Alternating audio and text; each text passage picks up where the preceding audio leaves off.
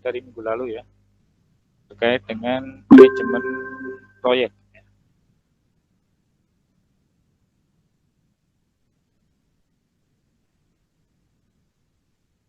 Baik, sebelum mulai kuliah, saya sampaikan di sini saya akan menggunakan buku ya, bukunya ini ya, bukunya manajemen proyek ini yang baru. Saya punya yang lama itu ini, nah, ini di warnanya gini, ini bukunya. Kemudian kalau dicari memang seperti ini ya, ini menggunakan Microsoft Project ya. Pada kesempatan kali ini saya akan sampaikan selain dengan Microsoft Project karena kita terbentur dengan lisensi sehingga saya tidak menginstal. Bisa jadi kita ada kerjasama dengan Microsoft, ada software yang diinstal di sini, apa namanya, lisensinya disediakan oleh universitas, tapi saya belum coba ya. Tapi ada software alternatif, nanti kita menggunakan software alternatif. Kemudian di perpustakaan ada juga, kalau Anda mau nyari di perpustakaan, ini ada bukunya ya. Ini di Telkom University. Anda mau gunakan ini silakan. Ada di perpustakaan nasional ya, yang di Jakarta itu ada online, versi online-nya, mungkin bisa diunduh ya. Nah itu detailnya ya. Tapi tentu saja di RPL ini kita tidak bahas semuanya ya karena RPL itu luas sekali. Jadi yang saya sampaikan di sini poin-poinnya saja ya. Poin-poinnya saja. Baik ya. Ini di layar muncul ya. Baik. Ini di Gramedia kosong. Harganya kira-kira 120.000 ya. Ini sudah dapat CD juga. Baik, ini tentang buku. Saya tidak promosi buku ini, tapi buku ini jadi rujukan kita. Nah, kalau saya pakai yang versi IEEE, nanti terlalu rumit, terlalu berat. Kalau yang ini lebih mudah dicerna karena sudah detail ya. Ya, itu saja sekilas tentang buku. Kita kembali ke materi hari ini adalah penjadwalan proyek. Penjadwalan proyek ini masih ada hubungannya dengan materi minggu lalu ya. Ini ya. Di sini. Bahwa di minggu lalu ada beberapa hal yang perlu kita kerjakan, susun ya. Yaitu membuat dokumen rencana pengembangan perangkat lunak. Nah, dokumen inilah itu ada di buku ini ya. Petunjuknya ada di buku ini. Ya. Jadi supaya enak ya kita pelajari dengan menggunakan buku tadi. Ya. Nah, hari ini kita bahas mengenai ini nah, nomor 4 jadwal proyek ya. Jadwal proyek. Jadi kalau yang ini kita nanti langsung ke materi ya. Sekarang kita bahas mengenai jadwal proyek. Di dalamnya ada estimasi biaya dan sumber daya manusia. Juga ada kegiatan waktu, kemudian perencanaan pekerjaan ya. Kegiatan-kegiatannya itu ada di sini. Nah, ini sudah saya lampirkan di sini ya, di materi hari ini, yaitu ini ya, jadwalan proyek contohnya. Jadi contoh ini adalah kebetulan saya juga ngerjakan proyek juga ya. Jadi proyek pengembangan sistem informasi waktu yang diberikan 3 bulan. Contoh ini paling sederhana ya. Waktunya nggak lama-lama 3 bulan. Jadi kita rencanakan di sini, kalau perencanaan itu berarti ke depan. Nggak ada perencanaan ke belakang itu nggak ada ya. Berarti di sistem juga demikian. Ya. Nanti sistemnya itu menghendaki hanya perencanaan ke depan. Nah, minimal hari ini ya, hari ini. Jadi minggu ini ya. Jadi minggu ini tanggal 6. Selasa. Nah, di sini kita menggunakan waterfall. Oh, waterfall ya, minggu lalu sudah disampaikan waterfall ya. Langkah-langkah mengerjakan perangkat lunak ya, sistem informasi. Anda lihat dari jauh kelihatan seperti waterfall ya. Nah, langkah-langkahnya kurang lebih seperti ini. Langkah pertama adalah requirement definition seperti ini. Detailnya requirement definition itu adalah kurang lebih seperti ini. Mengumpulkan spesifikasi persyaratan data, ya, informasi, persyaratan pengguna, layanan yang disediakan, perangkat keras, perangkat lunak, ya, jaringan internet dan sebagainya, semuanya didefinisikan di sini di awal ini. Ini nanti bisa berupa hasilnya adalah berupa dokumen di sini. Dokumen ini biasanya dikerjakan, artinya ketika Anda mengerjakan itu sudah masuk dalam tahap pengembangan perangkat lunak. Sudah masuk di sini. Itu penjadwalan. Dan minggu berikutnya adalah membuat dokumen. Kurang lebih seperti ini ya. Jadi ini hitungannya adalah minggu. Hanya saja di sini nggak jelas minggu. Hanya tulis ya, minggu pertama, minggu kedua, minggu ketiga, dan seterusnya sampai 4. Berikutnya kan Mei, ya, minggu pertama, minggu, dan seterusnya. Hari Minggu, apakah termasuk hari kerja? Nggak tahu juga di sini. Yang jelas dalam satu pekan adalah selesai ini. Satu pekan itu apakah 5 hari atau 6 hari, kita nggak tahu di sini. Yang jelas ini targetnya kurang lebih demikian. Nah ini kelemahan dari kalau kita menggunakan Excel ya, tabel-tabel kayak gini, di blok-blok ini ya. Tahap kedua adalah analisis, sustain. Setelah analisis, maka langkah berikutnya adalah pengkodean. Dan seterusnya, begitu ya. Nah, tahapan-tahapan ini kan tegas ya. Ini tahapan-tahapan waterfall. Tahap pertama selesai, tahap kedua. Tahap dua selesai, tahap ketiga. Tahap tiga selesai, dan seterusnya. Nah, tentu saja ini sebagai, kalau kita dalam nyusun proposal, ini sebagai ancer-ancer ya, gambaran kita memahami pekerjaan nantinya dikerjakan sesuai dengan target itu. Tenggat itu. Kalau kita menyusun seperti ini, ya banyak sekali kelemahan. Kelemahannya adalah kita nggak tahu siapa pekerja tugas ini dikerjakan oleh siapa, kita nggak tahu. Juga pekerja-pekerja lainnya. Kemudian mereka mengerjakan sudah sampai di mana, kita nggak tahu juga di sini. Nah, ini kelemahannya dari ini ya. Ini hanya untuk gambaran pekerjaannya nanti dikerjakan sekian. Misalnya pengkodean berapa hari ini? Berapa minggu? 1, 2, 3, 4, 5, 6, 7. 7 minggu. Tapi kita nggak tahu sampai di mana kira-kira pekerjaan di sini. Ini hanya gambaran. Itu kan dengan dokumentasi. Nah, dokumentasi itu biasanya setiap kali pekerjaan selesai dikerjakan itu ada dokumentasinya kalau di dalam pengkodean. Ini ya. Di dokumentasi itu kalau sekarang perangkat lunak itu ada, kita pakai GitHub ya. Pakai GitHub. Ini biasanya ada di situ. Setiap kali kita ngoding, kita akan dokumentasikan. Enak kalau yang sekarang. Itu juga dengan tahapan berikutnya, testing dan integrasi. Ini testingnya misalnya per unit. Biasanya begitu selesai di coding, ini langsung dites, ya, gitu ya. Tapi tentu saja ada bagian sendiri untuk tes. Jadi ini orang-orangnya juga beda-beda. Setiap tahap ini biasanya orang-orangnya juga berbeda. Ya. Tahap requirement. Ini siapa orang-orangnya yang diberi tugas. Jadi kita susun ini. Itu juga dengan tahap analisis.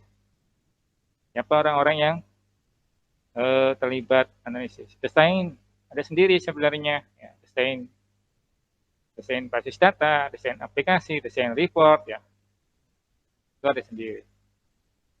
Kemudian begitu juga dengan programming, ya ini pengkodean. Ini ada sendiri. Pengkodean backend ada sendiri. Kemudian frontend ada sendiri. Biasanya begitu ya. Tapi ini biasanya jadi satu. Nah ini artinya ada detailnya di sini ya. Nah, itu ya. Detailnya artinya harus detailkan lagi. Cuma di sini kan saya beri ke contoh yang sederhana ya, yang bisa dipahami sama-sama. Kuliahnya juga terbatas ini. Jadi di sinilah pentingnya kita memahami konteksnya ya. Dalam RPL ini kita nggak detail, hanya secara garis besar. Baik, berikutnya adalah kita implementasikan ke dalam software. Software apa yang bisa kita gunakan di sini? Kita banyak ya cari software ya. Softwarenya kita cari ya. Softwarenya apa ya? Software manajemen proyek. Dulu kita sering dengar Microsoft Project ya. Manajemen proyek. Nah ini ada namanya Asana ini. Tuh. Ada Econ, ada Notepad dan sebagainya. Nah, dulu ada namanya Microsoft Project. Microsoft Project.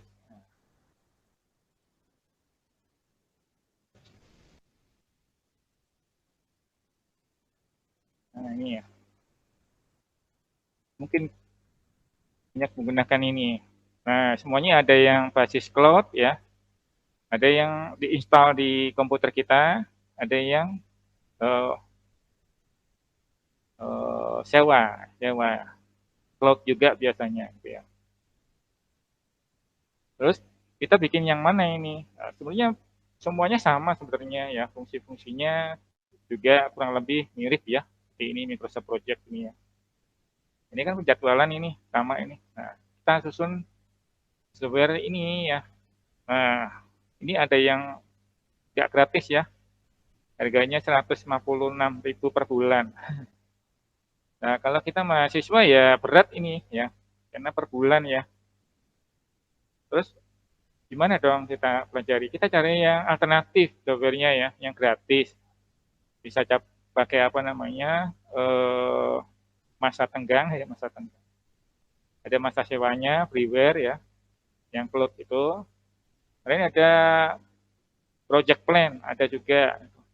Kita bisa pakai itu daftar gitu ya.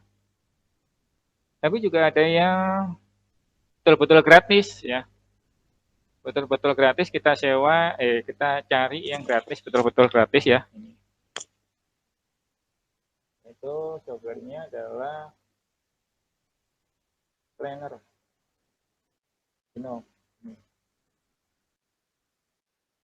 Ini software ini basisnya di Linux ya. Anda bisa ambil yang ini ya, download ini. Ya. Nah, ini softwarenya mirip seperti ini, apa namanya Microsoft Project. Nah, Microsoft Project sekarang ini sudah sangat canggih ya, ada yang online, ada yang offline ya. Ini memang betul-betul dipakai untuk manajer ya, untuk penjadwalan proyek. Ya. Sedangkan di Planner ini pengembangannya terputus ya. Kenapa terputus? Nggak tahu saya. Ini bagus sebenarnya, cuma ini kan namanya open source ya, open source, berarti bunganya kurang. Sehingga ya dari dulu sampai sekarang modelnya seperti ini, tapi tidak masalah ya. Kita bisa menggunakan ini untuk belajar. Ya. Juga untuk profesional sebenarnya bisa juga, karena sudah terpenuhi biasanya di sini. Walaupun sederhana, tapi mampu membawa kita untuk membuat target-target pekerjaan, ya, task-task ya, yang kita susun, baik disusun demikian maupun di dalam proposal nantinya. Jadi ya, mari kita buka software ini. Kalau kita mau install di sini ya. Download, ambil yang versi dari dulu sampai sekarang versinya segini. Saya kira ini 10 tahun tapi masih disediakan. Umurnya sudah 10 tahun lebih. Baik ya. Sekarang saya sudah install di komputer saya ini ya, software. Jadi untuk membahas ini lumayan panjang. Kalau disampaikan di materi kuliah kayaknya lumayan nggak cukup, apalagi di RPL ya. Di RPL itu secara besar. Jadi ini materinya ini yang dibahas gitu ya. Jadi di RPL itu secara garis besar. Nanti didetailkan dari materi yang disampaikan secara garis besar itu didetailkan lagi. Namun seperti hari ini ya, ini nggak mungkin saya bahas semuanya. Jadi ini poin-poinnya untuk membawa kita mengimplementasikan model pengembangan perangkat lunak. Salah satunya adalah waterfall. Yang saya sampaikan di sini adalah contoh terapan dari waterfall. Ya. Kita ambil 3 bulan ini ya. Tapi tentu saja tidak sampai kita bahas semuanya ya. Kalau waktu mungkin kita bahas semuanya. Baik ya, kita mulai. Kita pasang di sini, kita alihkan ke dalam software ini. Software ini bisa menghandle banyak fungsi ya daripada Excel seperti ini ya. Fungsi-fungsinya antara lain kita bisa buat apa namanya GAN, tabel GAN. Tabel GAN itu ya sama seperti ini ya, GAN cak ya namanya ini ya. Kita masukkan ke dalam sini. Kemudian juga kita bisa masukkan tugas-tugasnya. Tugas-tugasnya apa lagi ini? Tugas-tugasnya bisa kita detailkan dalam bentuk work breakdown struktur. Itu tugas-tugasnya ini. Jadi kita bisa masukkan di sini juga termasuk berapa persen pekerjaan mereka sudah dikerjakan. Nah, kita bisa masukkan di sini. Dari mulai kita mengerjakan hari ini, April ya, sampai di sini, apa ini, Juni akhir, kita bisa tentukan lewat ini. Baik ya, kita mulai. Sekarang yang pertama adalah kita tentukan dulu kalender kegiatan kita. Jadi kalender ini sama seperti kalau kita kuliah gitu ya. Kita kuliah itu ada kalender akademik ya. Di kalender akademik ada hari libur, hari-hari apa aja yang kita masuk kuliah. Begitu juga dengan hari kerja kita. Maka yang kita tentukan pertama adalah kalender akademik, kalender nasional ya. Secara default itu software akan memberikan kalender menurut software ini ya. Kita ada di tanggal 6 ini, nah, tanggal 6. Tanggal 6 itu sudah ditandai oleh software. Kemudian hari Sabtu Minggu itu hari libur. Sabtu Minggu hari libur. Artinya apa? Secara default memang pekerjaan itu hanya berjalan antara hari Senin sampai Jumat, ya. Senin sampai Jumat. Sabtu Minggu libur. Berarti nanti kalau pekerjaan itu masuk ke hari libur, itu oleh aplikasi dialihkan ke hari kerja. Terus jam kerjanya kita secara normal ya, itu jam 8 sampai jam 12. Kemudian diikuti istirahat, lanjutkan lagi jam 1 sampai jam 5 sore. Nah, itu jam kerja ya, 8 jam. Nah, itu hitungan hari kerja ya. Hari kerja berarti kita tandai di sini adalah working. Kalau hari Minggu, kalau kita klik tanggal 10, hari Sabtu, tanggal 10, nah ini berarti non-working. Artinya tidak ada kerja di sini. Jamnya juga kosong. Apakah bisa kita ubah? Nah, bisa saja. Tapi yang jelas saya jelaskan di sini adalah kalender akademik, kalender kegiatan kita itu ada di sini ya. Ada di sini. Jadi kita sudah disesuaikan di sini oleh aplikasi ya. April sampai Nah, hanya saja di sini kalau hari-hari libur kita eh, tidak ada di sini, cuma bisa kita tambahkan nanti. Misalnya hari minggu depan itu Selasa, hari libur, misalnya hari karena puasa, awal puasa misalnya. Maka kita tentang di sini jadikan ini non working. Maka di sini akan tetap menjadi non working. Di apply jadi non working. Nah, 13 ini kosong. Tapi kalau kita ubah menjadi working, hari kerja, yang jadi muncul lagi. Bisa ya. Jadi ini kita abaikan dulu ya. Yang jelas kita awali dulu dengan kalender kerja kita. Baik, berikutnya adalah kita susun ini. Nah, caranya nyusun ini kita masukkan di sini dalam DBS, breakdown struktur.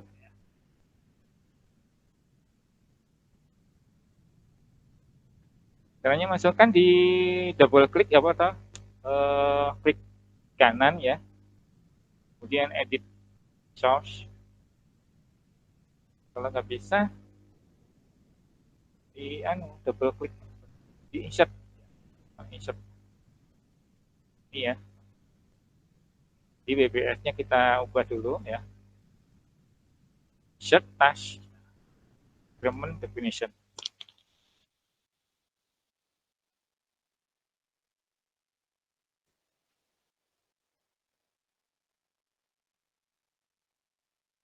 Apa aja pekerjaan requirement definition? Nah, pekerjaan requirement definition ini kan sesuai dengan ini ya. Banyak detailnya sebenarnya. Kalau kita detailkan jadi satu-satu, ya boleh aja. Kita detailkan pekerjaannya, soalnya ini ya, copy.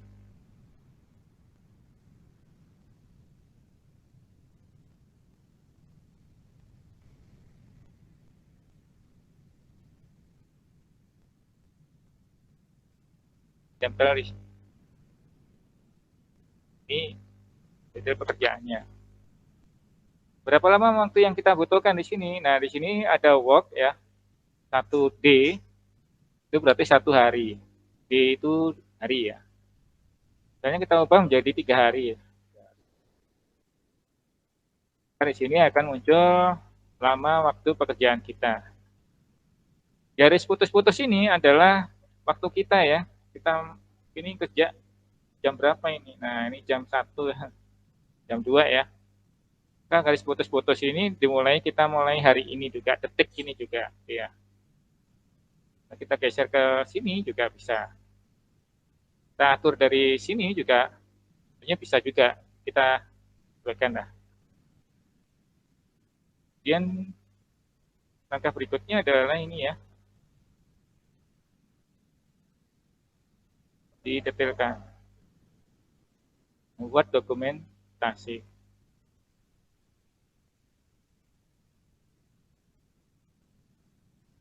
Ini kita masukkan di sini subtask. Ya. Berapa lama waktu yang kita butuhkan di sini? Misalnya 1 hari, oke. 1 hari. Maka dengan demikian 3 tambah 1 di sini adalah 4. 4 ini berarti muncul dari ini. Kita nggak perlu memberi nilai hari di sini. Ini dari jumlah ini. Berikutnya adalah langkah berikutnya analisis dan desain. Analisis dan desain.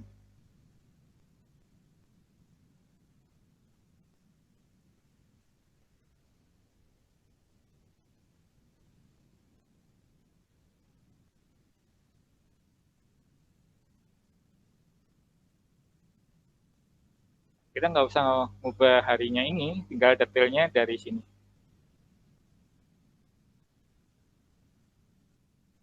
Soalnya ini pekerjaannya adalah analisis kebutuhan.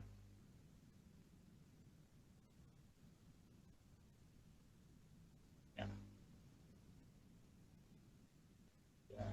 DFD, macam DFD.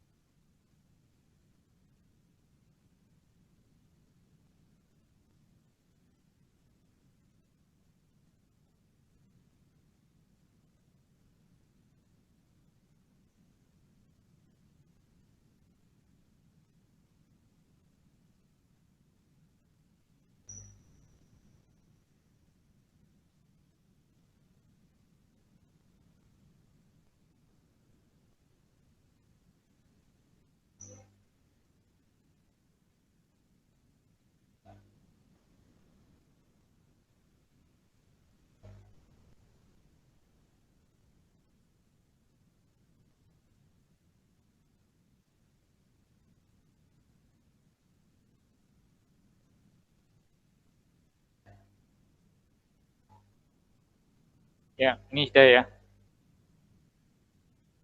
Nah, lanjutnya gimana? Ya, karena kita menggunakan waterfall, ya, karena kita menggunakan waterfall, maka langkah-langkah ini adalah tegas. Artinya, langkah ini harus selesai lebih dulu, baru kemudian langkah berikutnya. Langkah berikutnya ini harus selesai dulu, baru kemudian langkah berikutnya lagi, dan seterusnya ini ya. Maka, karena kita menggunakan langkah-langkah tegas tadi, maka kita di sini, misalnya ini sudah kita tentukan ini ya, rancang analisis ini butuh 1 hari, rancang DFD juga 1 hari, sesuai dengan ini ya. Jadi kira-kira 1 minggu, 3 minggu ini ya, 3 minggu. Maka kita bisa tentukan kalau 3 minggu itu berarti eh, berapa hari ini kita foto, misalnya 3 hari. Ini DFD ini 1 hari cukup ya, IRT juga 1 hari. Nah, aplikasi ini kira-kira 3 hari. Report juga demikian. Oh, dokumentasi ini paling lama ini, 3 sampai 4 hari. Jadi begini ya. Karena langkah-langkahnya tegas, maka kita tinggal tarik-tarik aja ini. Tariknya gimana? Ya, sesuai dengan waterfall tadi ya. Langkah-langkahnya itu berurutan jadi syarat. Nah, kalau di sini kita tinggal tarik aja nih. Misalnya tarik, arahkan pointer di sini, klik, drag, taruh di langkah berikutnya. Nah, ini. Pas ini tanggal 6 sampai tanggal 9, 4 hari ini ya. Pas ya. Itu juga dengan langkah berikutnya ini. Ini sama ini ya, sama ini.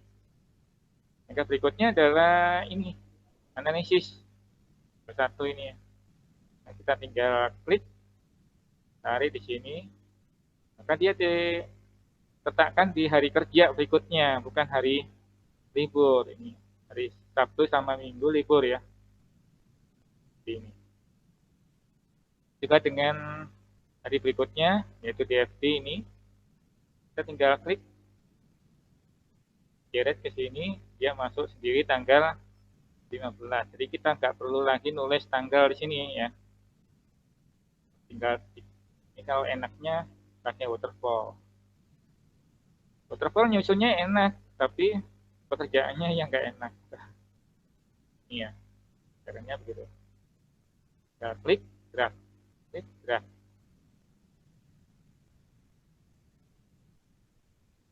Sehingga pas ini berapa lama yang dibutuhkan? Tuh 2, 3, 3 minggu. Pas kan?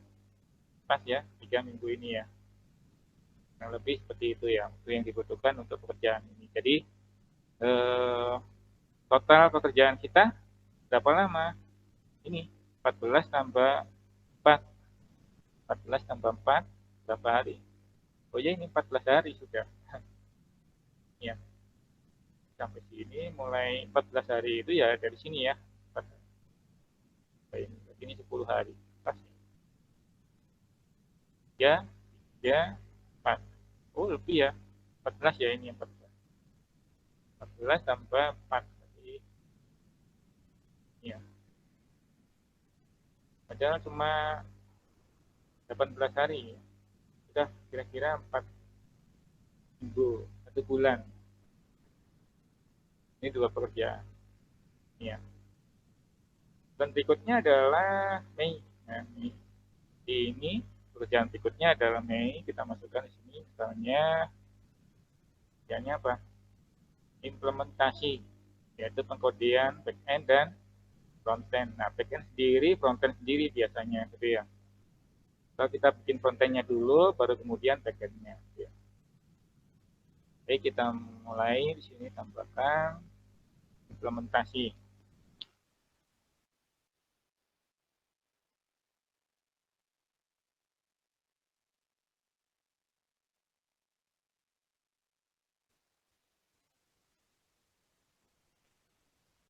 Oh,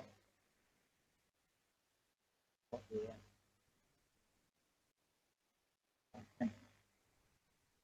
Biasanya frontend dulu ya. kemudian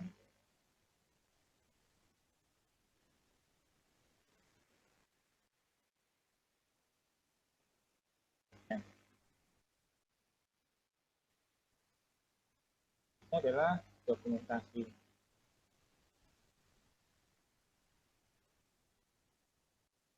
Apa dokumentasi penting? Kayaknya perangkat lunak itu kan termasuk juga bagiannya, dokumentasi itu kan juga bagian dari perangkat lunak ya. Baik, berapa hari yang kita butuhkan di sini pengkodean frontend? Misalnya kalau kita pakai pemrograman web, ya frontend kira-kira 1 bulan ya. Kita lihat di sini. Iya. Kalau frontend 1 bulan, backend 1 bulan, cukup gak? Ya, cukup aja, tinggal bungku ya. Itu ya. Berapa hari itu? Kira-kira 3 minggu berarti 5 ya. 5 kali 3, 15. Nah, ini ya. Juga itu 5 kali 3, 11. Dokumentasi berarti 30 hari gitu ya.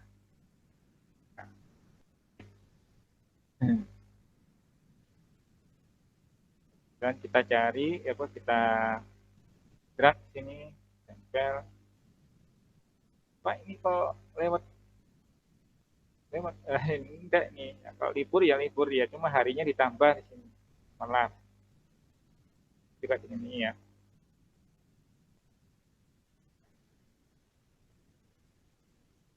Ini. Kemudian ini kalau mau digeser aja ya. Tapi digesernya pas hari ini ya. Mana caranya supaya tidak selanjutnya ini. Hanya ya tinggal di PT kasornya ini diubah ya. Di sini kita ubah bukan as soon as possible tapi on earlier than. Tanggal piro? Cek tanggal piro. Bisa diawali dari tanggal 30. 30 apa ya? April lah.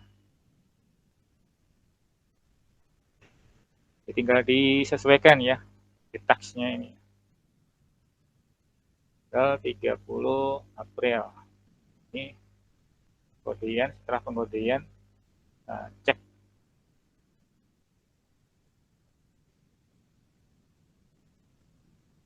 dan kemudian backend tapi frontend.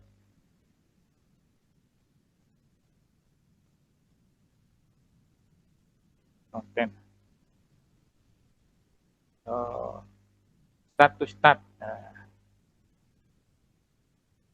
nggak ada lag. Jadi, nah ini ya.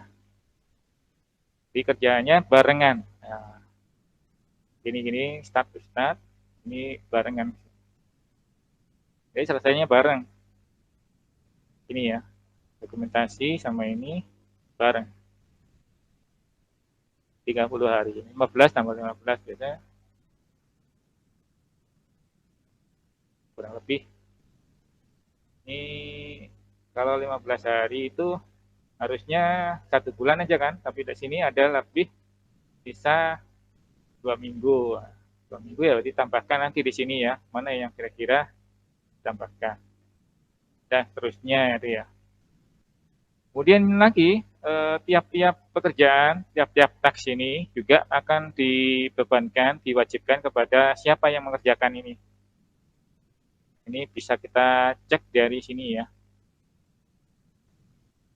Dari ini semua muncul di sini tanggal 6 kita start, tanggal Juni, ya, tanggal 10 Juni, ya, 10 Juni ini baru selesai. Padahal di sini Juni, tanggal Juni, ya, di sini.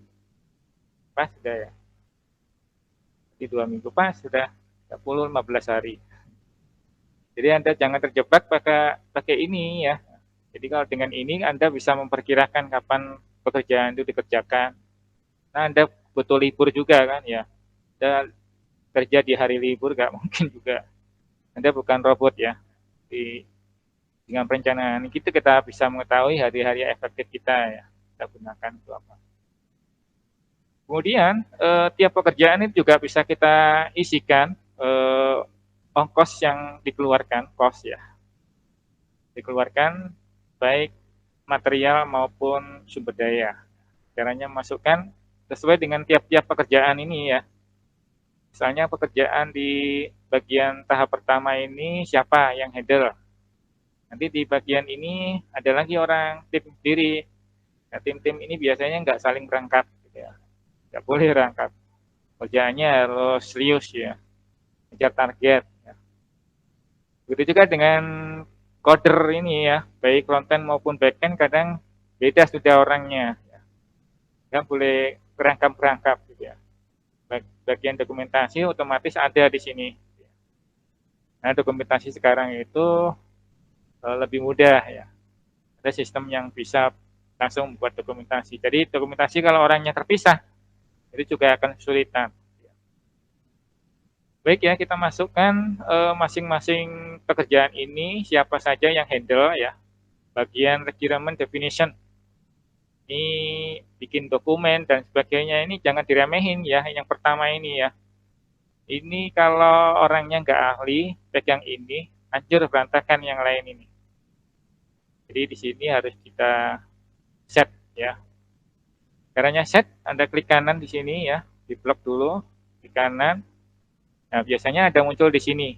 Tapi karena belum ada orangnya, kita masukkan di sini ya. Di task. Kita masukkan di bagian grup ya, sorry dulu. Grup. Nah, masukkan di sini grup. Grup apa? Grup surveyor. Surveyor itu yang bagian itu tadi ngumpulin data itu. Misalnya gitu. Manajernya misalnya Sugio. Nah, Sugio coba.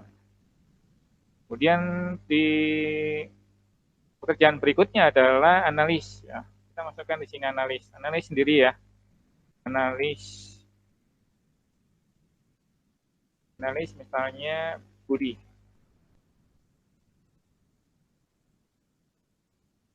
Kemudian pekerjaan berikutnya adalah desainer. Masukkan di sini desainer.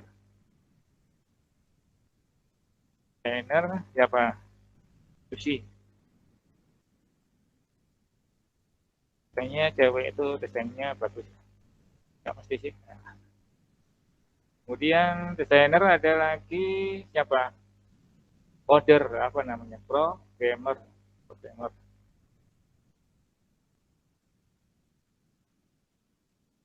Programmer siapa namanya?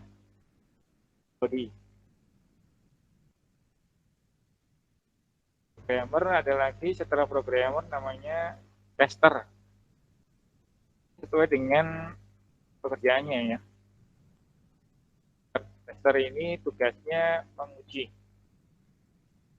Manajernya, Pak, manajernya kok bisa banyak? Kira-kira tiap tiap pekerjaan manajernya satu aja boleh nggak? Silakan aja. Ya ini contoh ya. Testernya misalnya Iwan.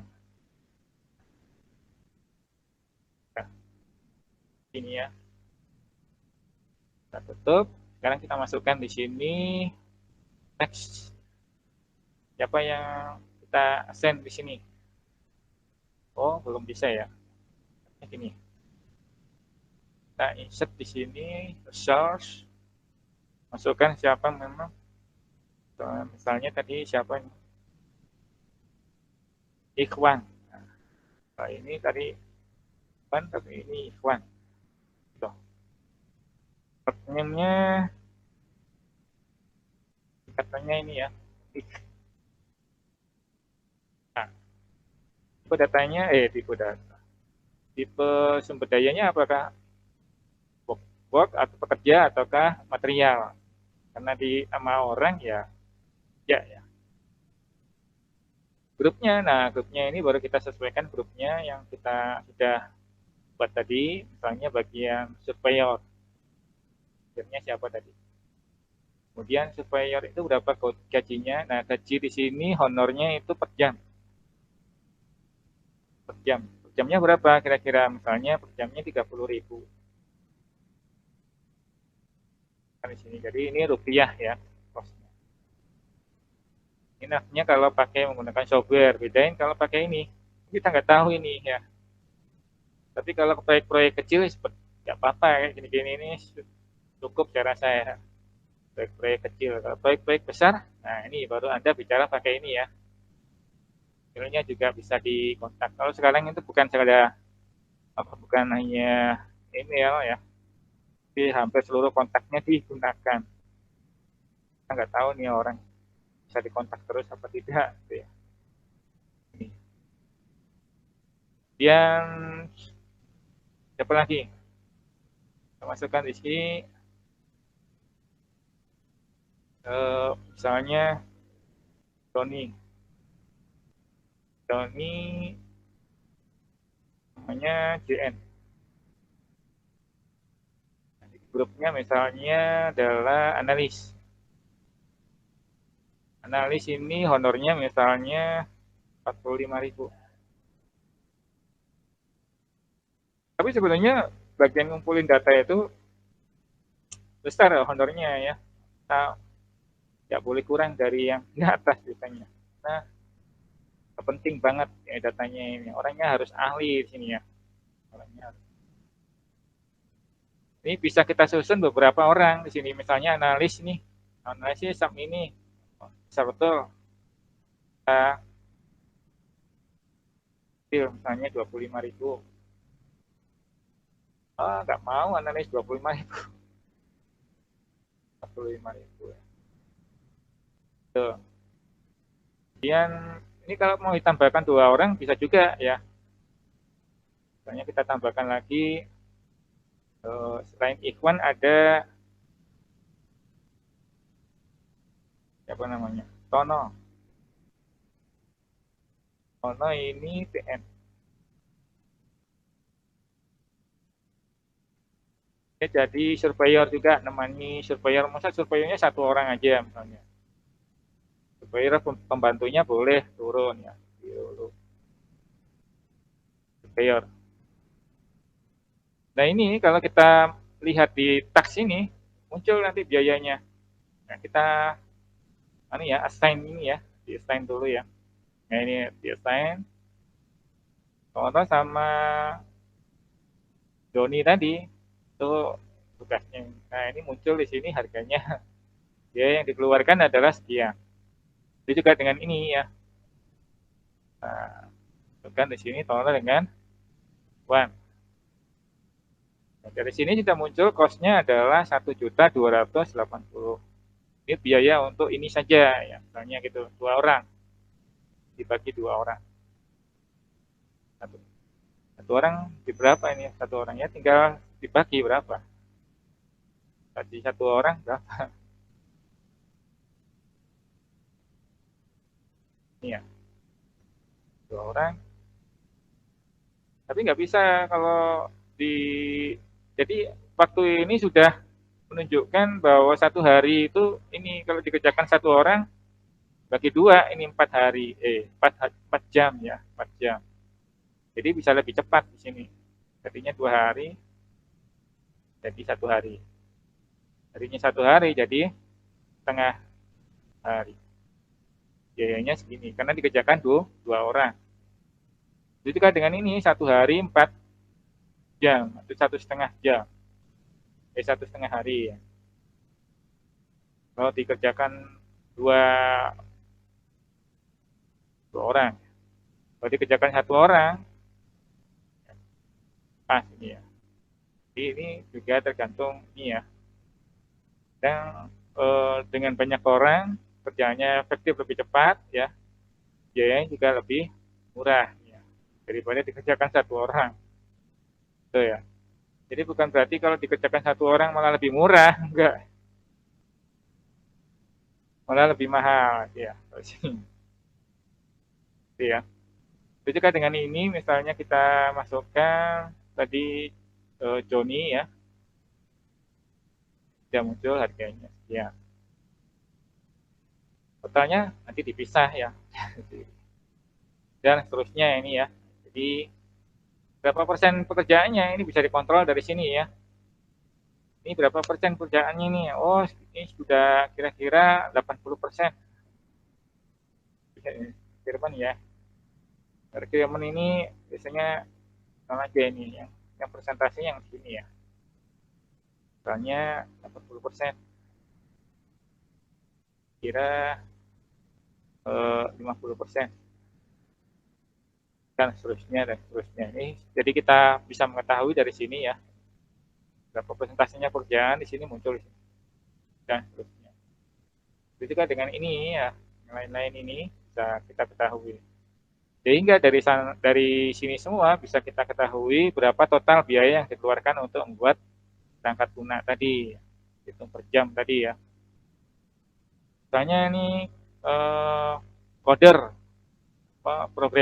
programmernya belum ada ini. Kita masukkan di sini. Ya, ya.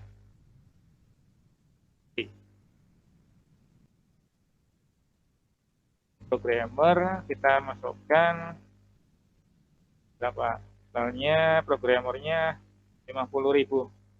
Oh banyak betul itu, programmer itu cuma kecil aja sih. Pak Sepur ini kasih kecil-kecilan ini programmer. Memang programmer itu kan seperti yang disampaikan di awal ya, kerjaannya paling payah, biayanya paling murah ya. Tapi jangan dikira murah dapat biaya apa honornya kecil. Kita lihat di sini honornya berapa dia. Programmer ini ya, konten misalnya. Kalau programmer konten biasanya mahal. Berapa sudah? Oh, ini ya, mahal ya. Ini juga gitu.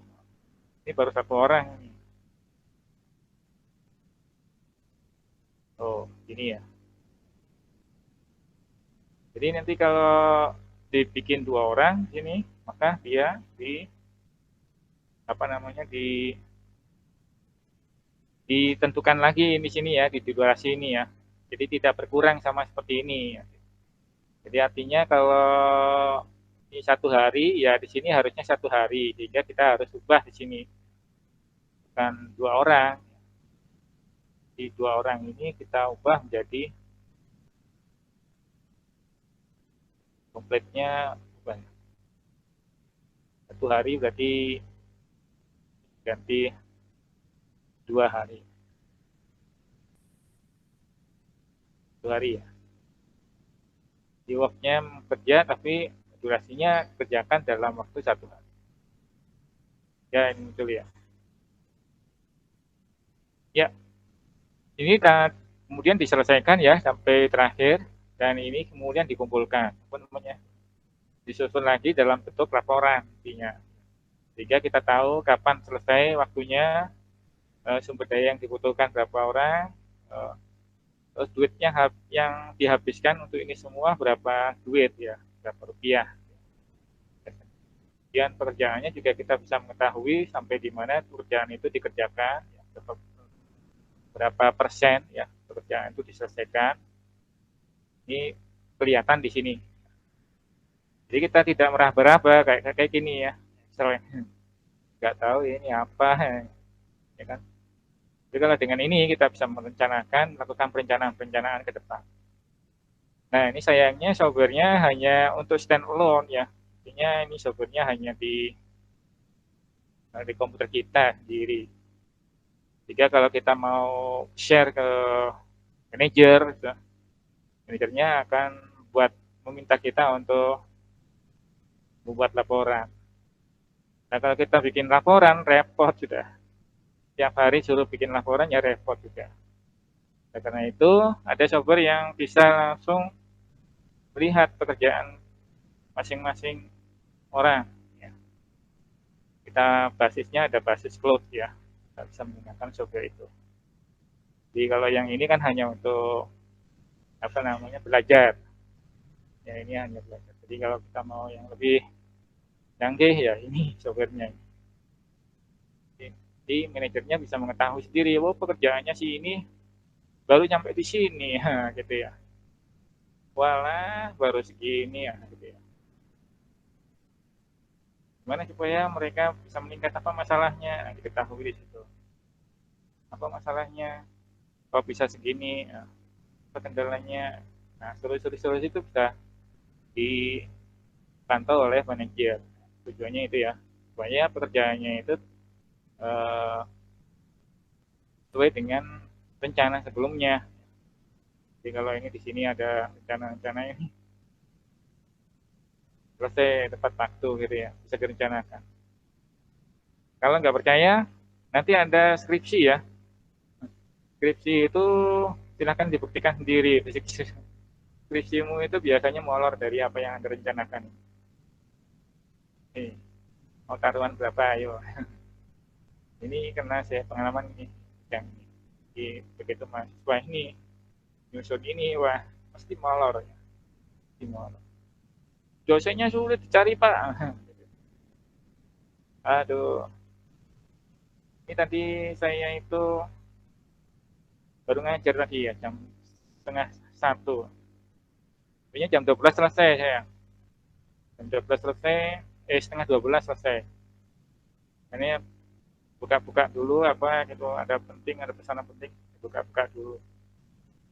Sampai 1 jam berikutnya selesai saya. Ditungguin ada mahasiswa cewek, ibu-ibu ya. Kayak ibu-ibu ya, memang kayak sudah ibu-ibu ini mahasiswinya. Di lama dia nunggu. Ngapain nunggu? Mau bimbingan Pak, proposal. Wah, ini berarti pekerja keras ya, memang begitulah. Nyari dosen. Jadi nyari dosen memang harus betul apa namanya, usaha ya.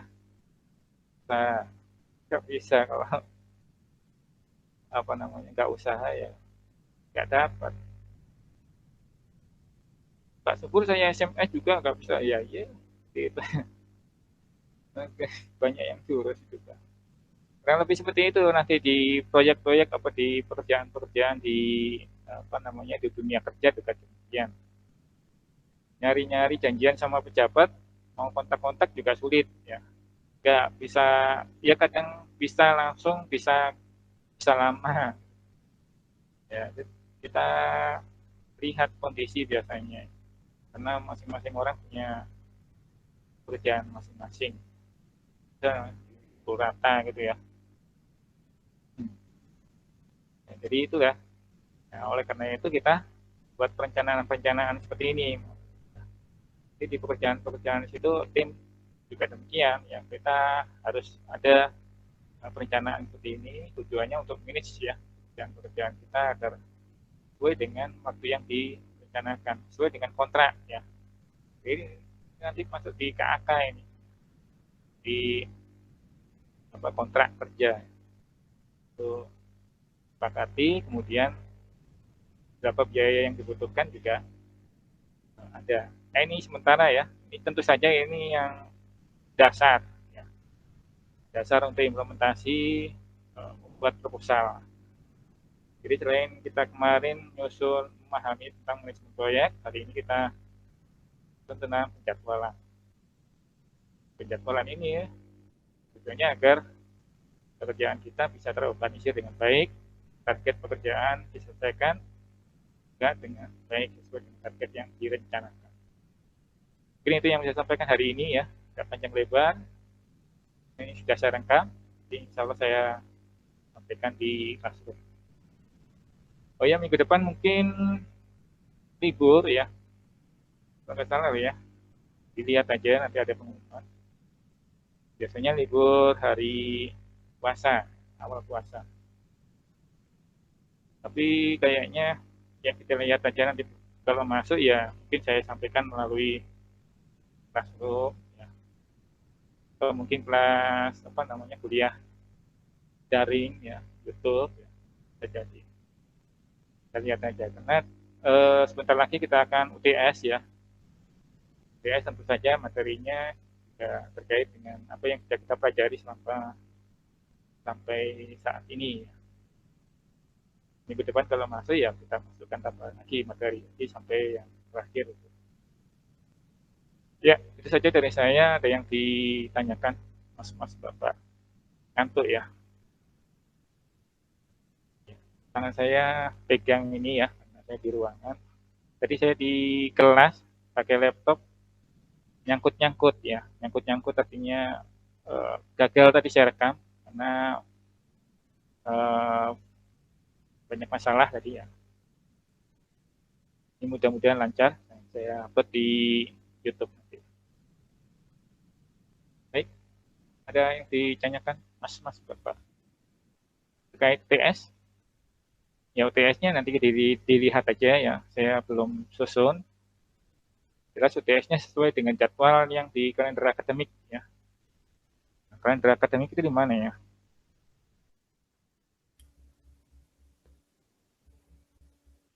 Ya ada ini ya.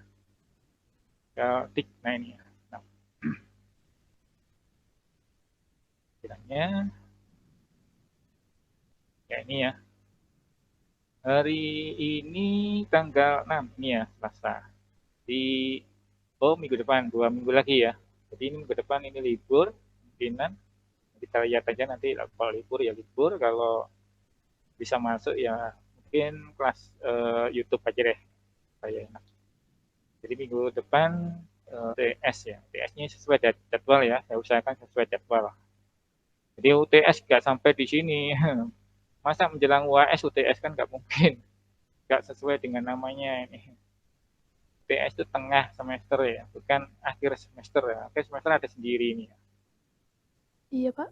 Oke ya, itu saja dari saya. Kita lanjutkan lagi insya Allah ke depan ya. Selamat siang. Siang. Siang Pak. Ya. Siang Pak. Terima kasih Pak. Terima kasih Pak.